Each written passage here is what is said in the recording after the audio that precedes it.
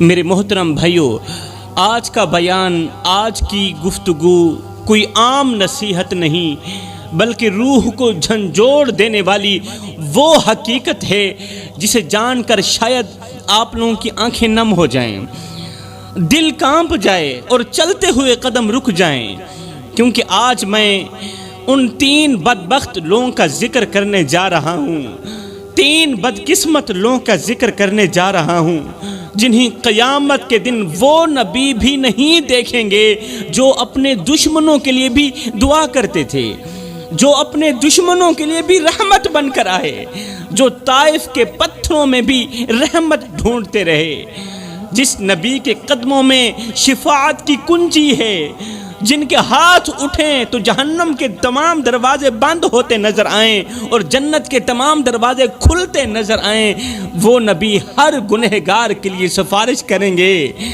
مگر 3 بدبخت لوگوں کے لیے سفارش نہیں کریں گے۔ ان کے لیے نہ سفارش ہوگی، نہ دعا، نہ نظر کرم۔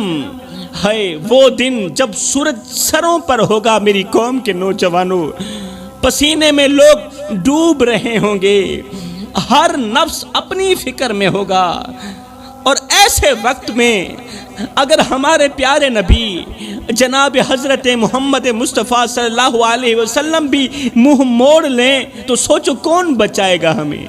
کیا آپ جانتے ہیں وہ 3 بدبخت لوگ کون ہیں؟ اور کہیں آپ ان میں شامل تو نہیں؟ کہیں ان میں آپ لوگوں کا نام تو نہیں ہے؟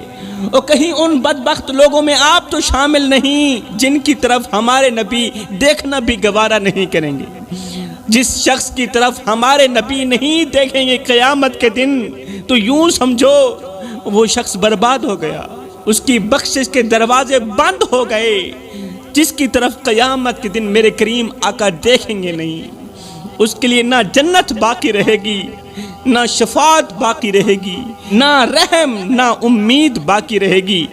حضرت شیخ سعدی رحمت اللہ تعالی علیہ فرماتے ہیں کہ یہ 3 بدبخت لوگ جنہیں قیامت کے دن اللہ کے محبوب کی شفاعت نصیب نہیں ہوگی، یہ اتنے منحوس لوگ ہیں اس دنیا میں کہ اگر تم ان کو کسی راستے سے آتا ہوا دیکھو تو وہ راستہ بھی چھوڑ دو۔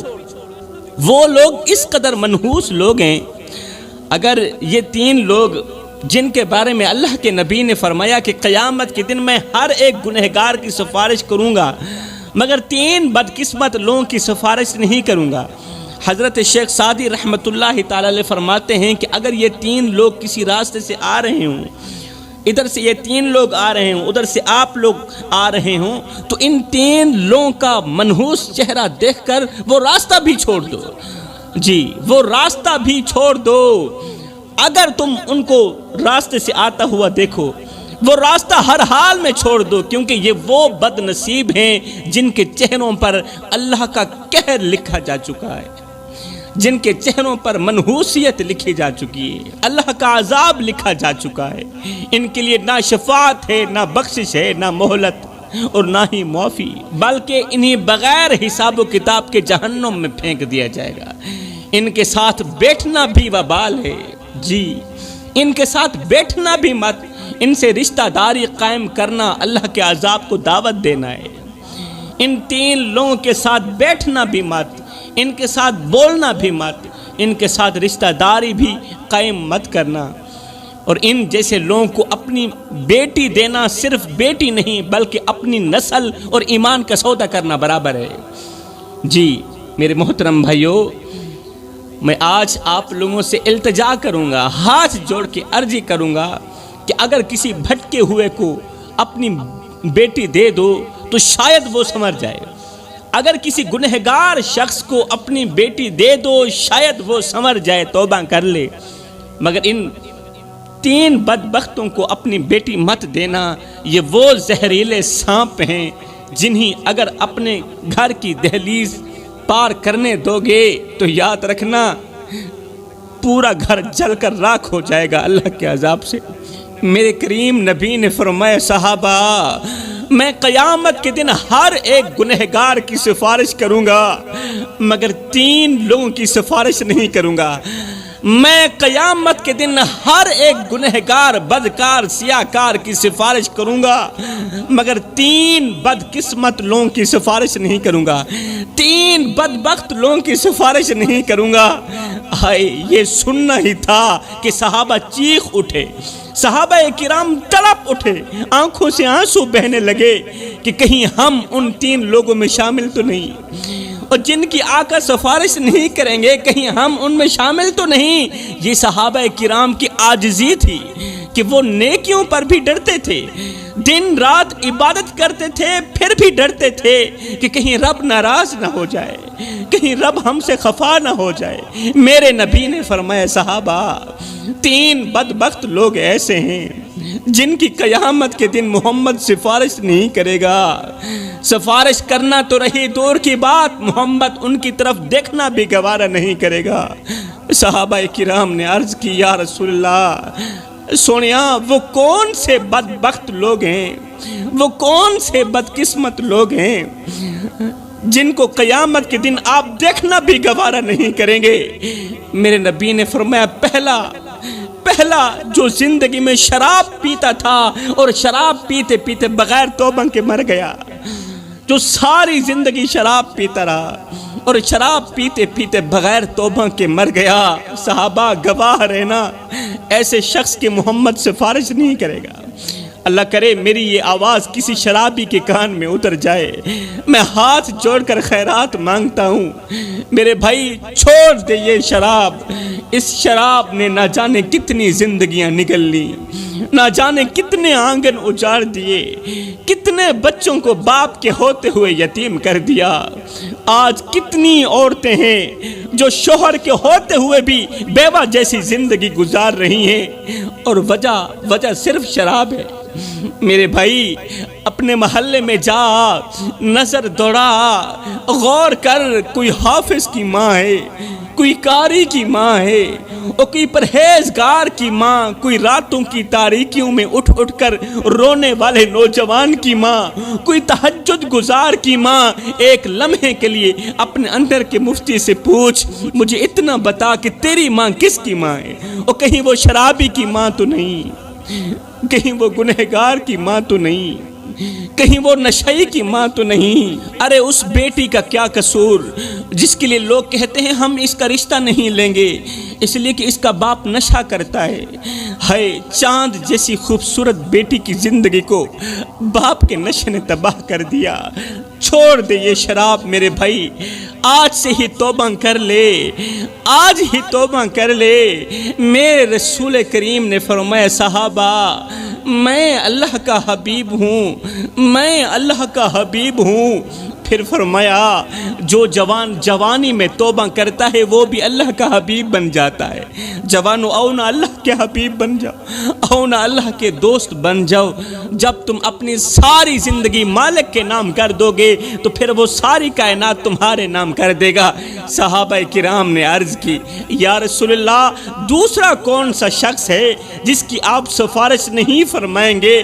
میرے رسول کریم نے فرمایا دوسرا وہ شخص جو ماں باپ کو دکھ دیتا ہے، ماں باپ کو دکھ دینے والا، ماں باپ کو درد دینے والا، ماں باپ کا جینا حرام کر دینے والا، یہ وہ بدقسمت انسان ہے، یہ وہ بدبخت شخص ہے جس کی قیامت کے دن محمد سفارش نہیں کریں گے۔ آج دنیا ایک باپ کے درد بھرے جملے سن رہی ہے، زمانہ ایک باپ کا درد سن رہا ہے، ایک باپ جو پوری زندگی اپنے بیٹے کے لیے روٹی جمع کرتا رہا، آج اس باپ کی آنکھوں میں نمی ہے، آج اس باپ کی آنکھوں میں آنسو ہیں، مگر ایک بیٹا ہے جو دنیا کے میلوں میں مصروف ہے، بیٹا دنیا کے میلوں میں مصروف، اور باپ درد بھری آواز میں کہہ رہا ہے، درد بھرے جملوں میں کہہ رہا ہے، او میرے بیٹے جب سے تو پیدا ہوا تھا ہم نے اپنی ذات کے لیے جینا چھوڑ دیا،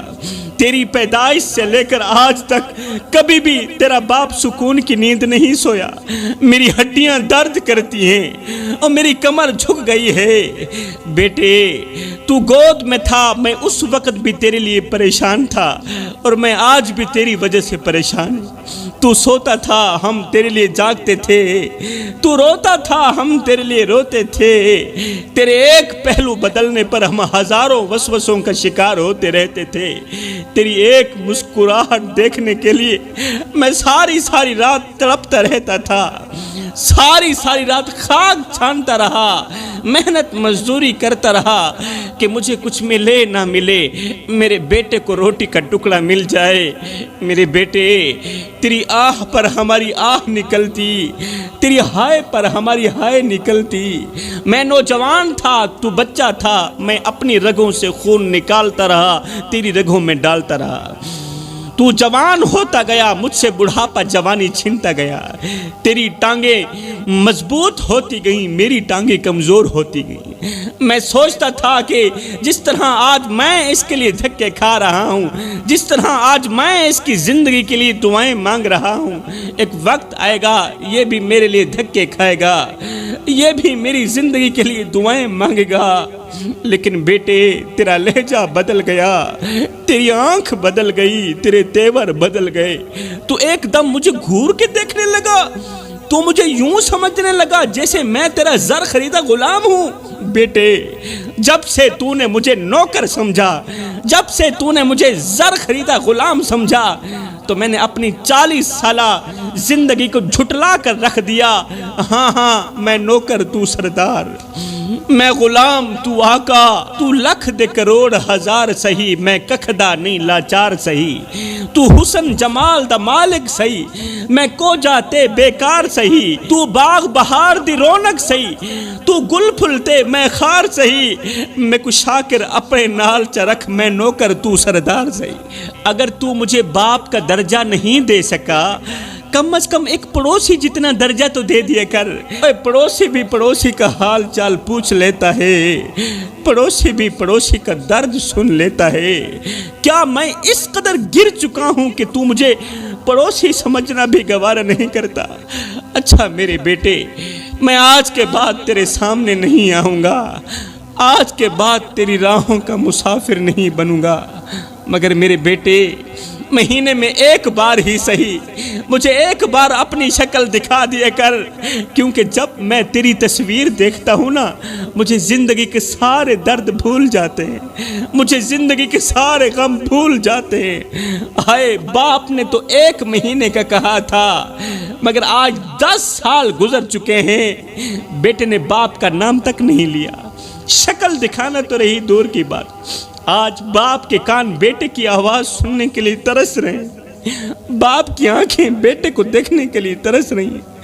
ہجر تیرا جے پانی منگے تے میں کھونے نہ دے کینا، جی کر دے تینوں کول بٹھا کے درد پرانے چھیڑا۔ صحابہ کرام نے عرض کی، یا رسول اللہ، سونیا تیسرا شخص کون سا ہے جس کی قیامت کے دن آپ سفارش نہیں کریں گے؟ میرے رسول کریم نے فرمایا، تیسرا وہ شخص جو دنیا میں لوگوں کا دل دکھاتا رہا، دکھی لوگوں کے دلوں پر وار کرتا رہا، لوگوں کا جینا حرام کرتا رہا، جو مسکراتے چہروں کو آنسو دیتا رہا، جو امید بانٹنے کے بجائے ان کے خواب توڑتا رہا۔ خدا راو میرے بھائیو، کسی کو اتنا مت ستاؤ کہ وہ اللہ کے سامنے تمہارا نام لے کر رو پڑے۔ اگر اس نے ایسا کر لیا تو یاد رکھنا، خدا کی قدرت تمہارا جینا حرام کر دے گی۔ اللہ چپ ضرور ہے مگر بے خبر نہیں ہے۔ میرے رب کو بے خبر مت سمجھنا، اس کی چپ سے ناجائز فائدہ مت اٹھانا۔ یہ جو دل ہے نا، یہ اللہ کا گھر ہے، اور اللہ کے گھر کو ویران کرنے والے کبھی آباد نہیں رہتے۔ اگر ایسا کرو گے تو یاد رکھنا، دنیا میں رہتے ہوئے بھی قبر جیسی زندگی گزارو گے۔ سانسیں چل رہی ہوں گی مگر چین نصیب نہیں ہوگا، پھر جسم سلامت ہوگا مگر دل زخمی ہوگا۔ اگر تم نے کسی کو بے وجہ رلایا تو یاد رکھنا، بستر ہوگا مگر نیت نیند نہیں آئے گی، زندگی ہوگی مگر زندگی جیسی نہیں ہوگی۔ اللہ فرماتا ہے میرے بندے، کسی کو دکھ دے کر، کسی کو درد دے کر، کسی کو ایک پل کے لیے غم دے کر میرے دروازے پر اپنی خوشی کی خیرات مانگنے مت آنا، اور کسی کو ایک پل کی خوشی دے کر پھر اپنی پریشانی کی فکر مت کرنا، پھر اپنی پریشانی کی پرواہ مت کرنا۔ آج کتنے لوگ ہیں جو اللہ کے بندوں کا جینا حرام کر کے بڑے آرام سے کہتے ہیں کیا ہوا، ایسے تو چلتا ہی رہتا ہے۔ کسی کی بیٹی کی عزت روند کر، کسی کی بیٹی کی عزت کی دھچیاں اڑا کر کہتے ہیں کیا ہوا، زمانہ ایسا ہی ہے۔ زمینوں پر ناجائز قبضہ کر کے کہتے ہیں کیا ہوا، یہ سب تو ہوتا ہی رہتا ہے۔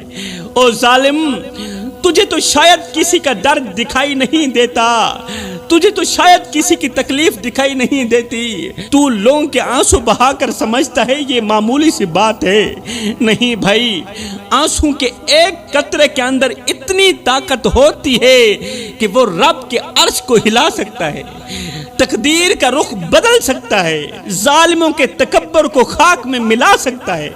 ایک شخص میرے رسول کریم کی خدمت میں حاضر ہوا، عرض کی یا رسول اللہ، آقا ایک عورت ہے جو لوگوں کا دل توڑتی ہے، زبان سے لوگوں کو تیر مارتی ہے، اس کا اخلاق بالکل بھی اچھا نہیں ہے، بہت ہی زیادہ بد اخلاق ہے وہ، لیکن وہ پانچوں وقت کی نمازی ہے، پانچوں وقت کی نمازی ہے، مگر وہ لوگوں کا دل دکھاتی ہے۔ بتائیں ایسی عورت کے بارے میں، ایسی عورت کے بارے میں آپ کا کیا ارشاد ہے؟ میرے نبی نے دو ٹوک جواب دیا، فرمایا ایسی عورت جہنم میں جائے گی۔ کیوں؟ اس کا اخلاق اچھا نہیں ہے، نماز پڑھتی ہے، اخلاق اچھا نہیں ہے، نماز اللہ کی پاک بارگاہ میں قبول نہیں ہے۔ اتنے میں دوسرا شخص آیا، کہنے لگا یا رسول اللہ، میرے محلے میں ایک عورت رہتی ہے، وہ نمازیں تو کم پڑھتی ہے، قرآن تو کم پڑھتی ہے، مگر اس کا اخلاق بہت اچھا ہے، اس نے کبھی کسی کا دل نہیں توڑا، کبھی کسی کے دل پر وار نہیں کیا، ہماری عورتیں اس کی لمبی عمر کے لیے دعائیں کرتی ہیں، ایسی عورت کے بارے میں آپ کا کیا حکم ہے؟ میرے نبی نے فرمایا ایسی عورت جنت میں جائے گی، ایسی عورت جنت میں جائے گی، اور اس کا اخلاق، اس کی اچھی زبان ایک نہ ایک دن اسے پانچوں وقت کی نماز بھی بنا دے گی۔ تو فرمایا میرے نبی نے اے صحابہ، سب کچھ کرنا، یہ تین گناہ کبھی نہ کرنا، اگر یہ تین گناہ کرو گے تو یاد رکھنا قیامت کے دن میں محمد تمہاری سفارش نہیں کروں گا۔ جو لوگ اپنی زندگی میں یہ تین گناہ بڑے شوق سے کرتے ہیں، ان کی زندگیوں میں سکون کے جنازے اٹھ جاتے ہیں میرے بھائیوں، وہ سکون کی سانس نہیں لے پاتے اپنی مختصر سی زندگی میں۔